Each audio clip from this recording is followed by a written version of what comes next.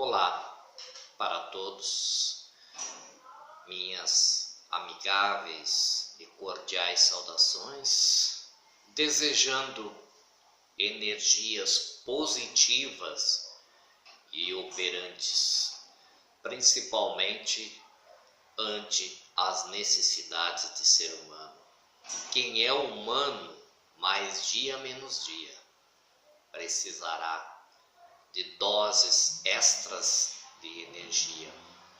Luz divina vos aclare, bem como novas energias nós fortaleçam ânimos refeitos. Os sãos não precisam de remédio, mas os que estão doentes sim.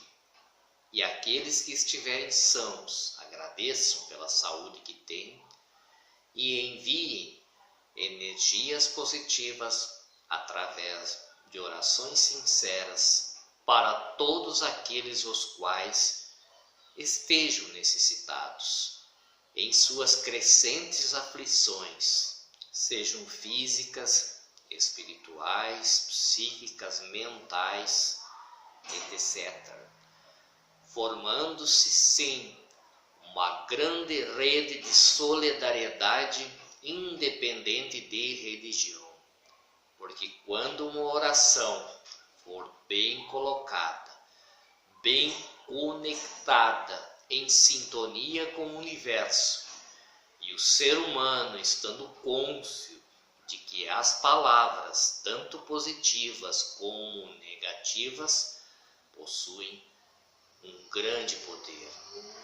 E nós também termos a grandeza de espírito e a consciência de cidadãos que estão em busca de evolução aqui na Terra, de fazer as nossas orações independente de igreja. Esse é o nosso dever de casa. Se você vai à igreja e gosta, bom para você. Mas lá você vai rezar a cartilha deles. E muito difícil ocorrer de alguém, durante a celebração,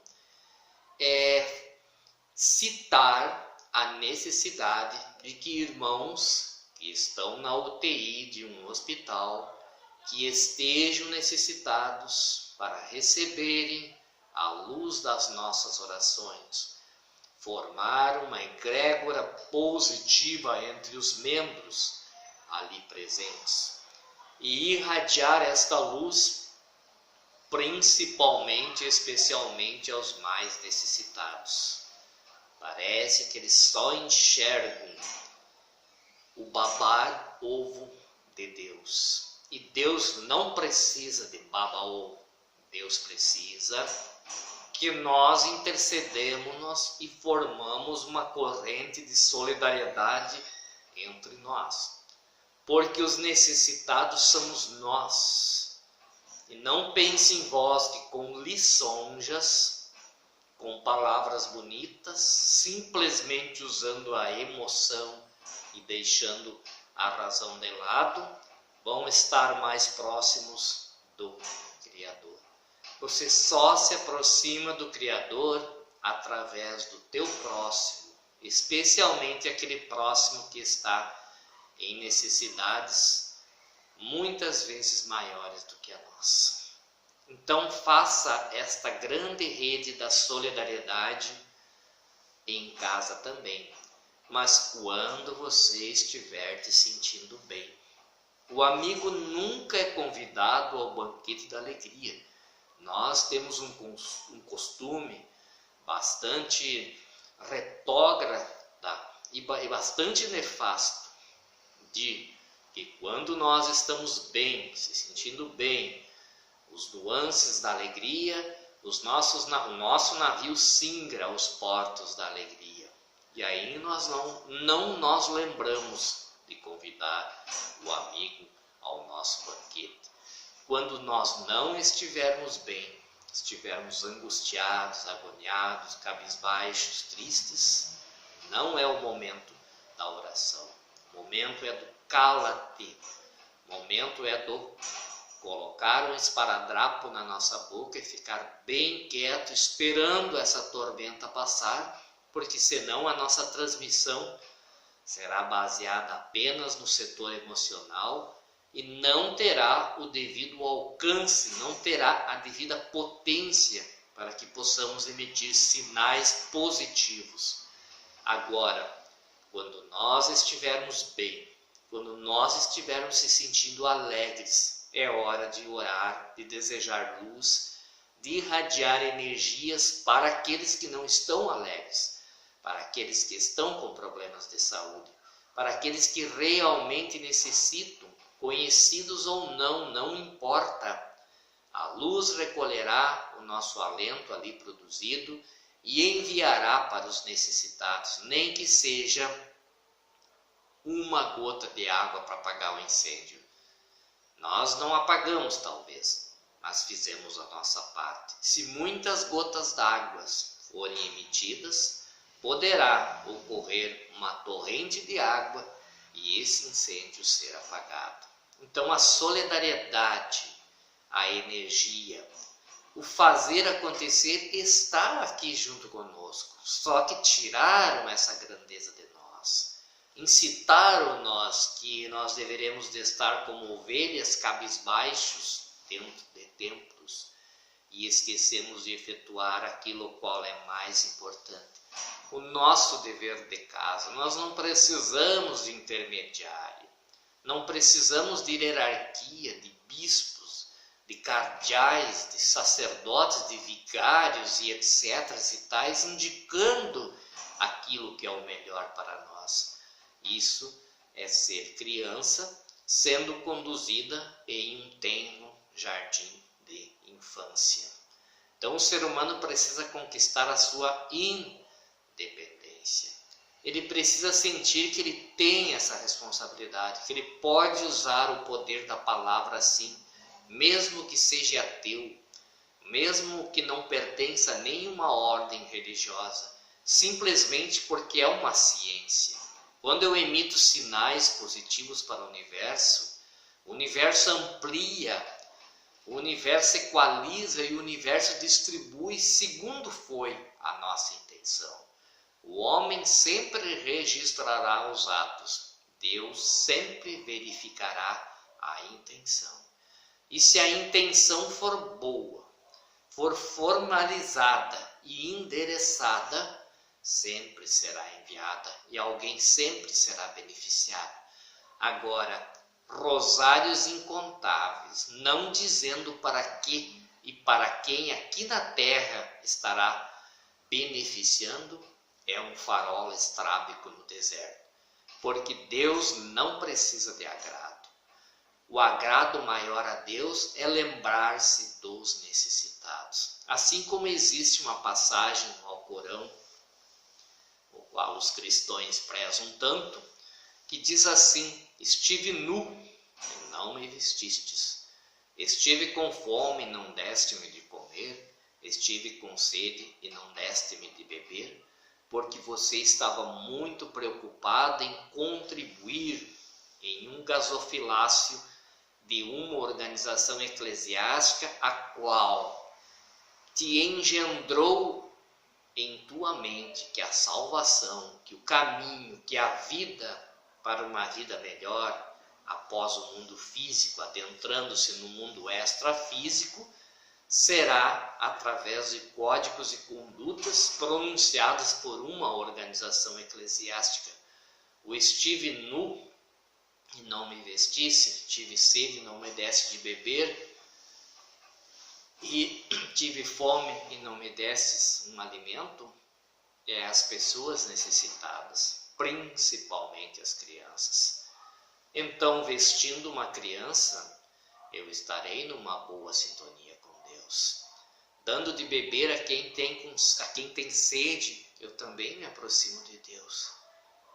Enfim, são ações práticas do ser humano aqui na terra em benefício dos seus irmãos mais necessitados.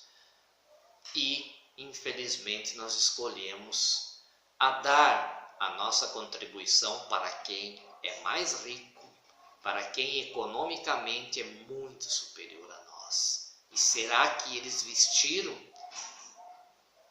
quem não tinha roupa? Será que eles deram de comer quem tinha fome? Daí você dirá, eu dei, o problema é dele. Não, o problema é seu também. Você será cobrado no outro lado e faltará esse subsídio tão importante porque você contribuiu para alguém comprar um carro importado, uma mansão, uma fazenda cheia de gado, enfim, viver o bel prazer das riquezas apenas terrenais. E você sequer consegue raciocinar que isto não tem nada a ver com Jesus, embora é pronunciado e é feito supostamente em nome de Jesus, mas Jesus nunca teve um templo central. Falam que ele pregava no templo, mas era nas adjacências do templo. O povo ficava lá num canto, os lugares onde eram celebradas as cerimônias, poucos seres, somente a classe sacerdotal é que entrava. Então, em um determinado lugar de uma ala do templo, poderia haver manifestações junto ao povo. Jesus jamais esteve dentro do átrio, dentro das câmaras principais do templo. E ele não tinha um templo central. Se quisesse, se fosse importante uma igreja, Jesus teria construído, por que não? Seus seguidores teriam perfeitamente feito o templo de Jesus. Mas ele achava muito importante ser itinerante, pregando aqui, pregando lá, pregando acolá, sem luxo, sem dízimo, sem acúmulo de riqueza, sem poderio de comprar uma granja, de comprar gado, de comprar ovelhas. Será que tem algum versículo ou alguém citou na história que Jesus era proprietário de ovelhas, de bois, de palácios? Porque ele sabia que esse acúmulo de tesouros, a traça, a ferrugem, os ladrões consomem. Ele estava preocupado em acumular tesouros para a próxima vida, para a vida eterna, e não enganando-se com esse vão passageiro, por esse mero passageiro. E a grande maioria dos líderes religiosos se embebece com esse passageiro e apenas se preocupa em adquirir riquezas e poderes terrenais, sem se preocupar realmente com o bem-estar do seu rebanho, porque as pessoas são apenas números, um numerário. E se hoje em dia um dizimista deixa de ir na igreja, a preocupação é com um contribuinte a menos, e não com o conhecimento, e não com aquilo que estão passando ou que vão passar eclesiasticamente para aquela pessoa. A empresa perdeu um cliente e precisa recuperá-lo. É muito diferente de Jesus. Se você pensar em Jesus com, quem sabe, 2 mudas de roupa e um par de sandálias, e quiçá, quem sabe, tinha mais um, e nada mais, nem uma casa, né? Sua casa era o mundo, numa simplicidade incrível, como um filósofo de rua. Eu digo que Jesus é um Eduardo Marinho, mas um Eduardo Marinho com poderes de cura. Mas na palavra, na comunicação, na simplicidade, na visão de mundo, era sim um filósofo itinerante de rua, tal como foi Sócrates. Então, você vê alguma relação, você consegue traçar um parâmetro entre Jesus e o Vaticano? Aonde está lá uma figura que se diz ser a ilustre representante de Cristo na Terra, que é o exemplo, que é o seguidor maior de Jesus? Você vê alguma paridade com toda a pompa, circunstância e luxo lá existente? Você consegue traçar algo que pode dizer tem a ver com Jesus? Este sim é um seguidor de Jesus? Uma mera empresa eclesiástica a qual embebeceu-se pelas riquezas e pelos poderes terrenais, sem possuir o verdadeiro núcleo espiritual.